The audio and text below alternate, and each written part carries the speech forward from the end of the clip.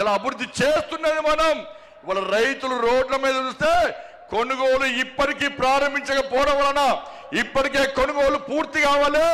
వర్షాలు పడి వడగల వానలు పడి వాళ్ళ రైతులు రోడ్ల మీద పడిగాపులు కాస్తే ఇంతవరకు కొనుగోలు ప్రారంభించకుండా రైతులను హరిగోస పెడుతున్న ప్రభుత్వం కాంగ్రెస్ పార్టీ ప్రభుత్వం. ఇలా పైసలు ఇచ్చింది మనం, కొనుగోలుకు డబ్బులు ఖర్చు పెట్టేది మనం, నిధులు ఇచ్చేది మనం, మధ్యవర్తితో వహించి కొనుగోలు ప్రారంభించకుండా రైతులను నడ్డి విస్తున్న ప్రభుత్వం ఇలా కాంగ్రెస్ పార్టీ ప్రభుత్వం.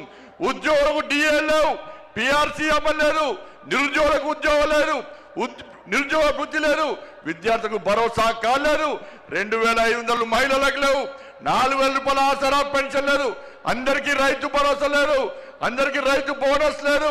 వాళ్ళు ఏమీ లేకుండా ఇలా 6 గ్యారెంటీలు పక్క పెట్టి కేవలం ఢిల్లీకి పైసలు పంపడే లక్ష్యంగా ఇలా రేవంత్ రెడ్డి ప్రభుత్వం పనిచేస్తున్న విషయాన్ని ఒక్కసారి గుర్తు చేసుకోవాల్సిన అవసరం ఉంది.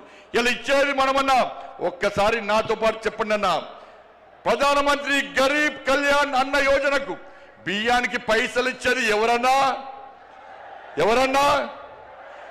ఇవాళ బియ్యానికి పైసలు ఇచ్చేది నరేంద్ర మోడీ ప్రభుత్వం అన్నా. స్వచ్ఛ భారత్ మిషన్ పైసలు ఇచ్చేది ఎవరన్నా? జాతీయ రహదారులో పైసలు ఇచ్చేది ఎవరన్నా? రైల్వే నిధులు ఇచ్చేది ఎవరన్నా? శ్మశాన వాటికలకు పైసలు ఇచ్చేది ఎవరన్నా? కొనుగోలుకు పైసలు ఇచ్చేది ఎవరన్నా? వాళ్ళ శ్మశాన వాటికలకు పైసలు ఇచ్చేది ఎవరన్నా?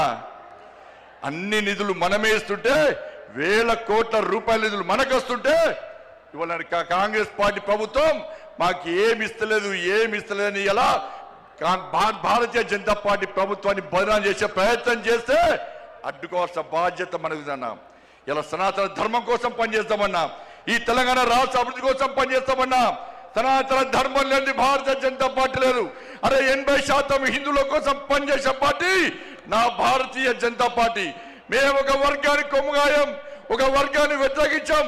మేము సనాతన ధర్మానికి అడ్డొస్తే, నా ధర్మాన్ని హేళన చేసే ప్రయత్నం చేస్తే, నా సమాజాన్ని చీల్చే ప్రయత్నం చేస్తే ఏ భారతీయ జనతా పార్టీ కార్యకర్త ఊరుకునే ప్రసక్తి లేదు. మేము అల్లాను కించపరచలే, మేము యేసు ప్రభుని కించపరచలే, కానీ నా రాముని కించపరిస్తే, నా భగవంతుని కించపరిస్తే, నా సమాజాన్ని హేళన చేసే ప్రయత్నం చేస్తే ఊరుకునే ప్రసక్తి లేదన్న విషయాన్ని కాంగ్రెస్ పార్టీ, వాళ్ళ కమ్యూనిస్టు పార్టీలు కానీ బీఆర్ఎస్ పార్టీ కానీ గుర్తుంచుకోవాలి.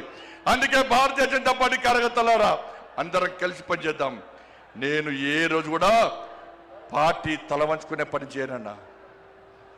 ఇలా పార్టీ కోసం పనిచేస్తాం. మేమందరం కూడా ప్రతి భారతీయ జనతా పార్టీ కార్యకర్త జై శ్రీరామ్, భారత్ మాతాకి జై అని నేను భారతీయ జనతా పార్టీ కార్యకర్తనని చెప్పి తలెత్తుకొని సగర్వంగా తలెత్తుకునే విధంగా పనిచేస్తుంది తప్ప పార్టీకి తల వంచే పని చేయనన్నా. చాతగాని మూర్ఖులు, ధైర్యంగా రాజకీయంగా ఎదుర్కోలేని దద్దమ్మలు ఇలా ఏదో చేసి బండి సంజయ్ని కానీ భారతీయ జనతా పార్టీని ఇబ్బంది పడితే నేను ఫామ్ హౌస్ లో ఎలుకని కాదన్నా. నేను నా అయ్య పేరు చెప్పి రాజకీయాలు రాలేదన్నా, నా తాత పేరు చెప్పి రాజకీయాలు రాలేదన్నా, ఏదో జెండా పెట్టి ఎత్తే రాలేదన్నా.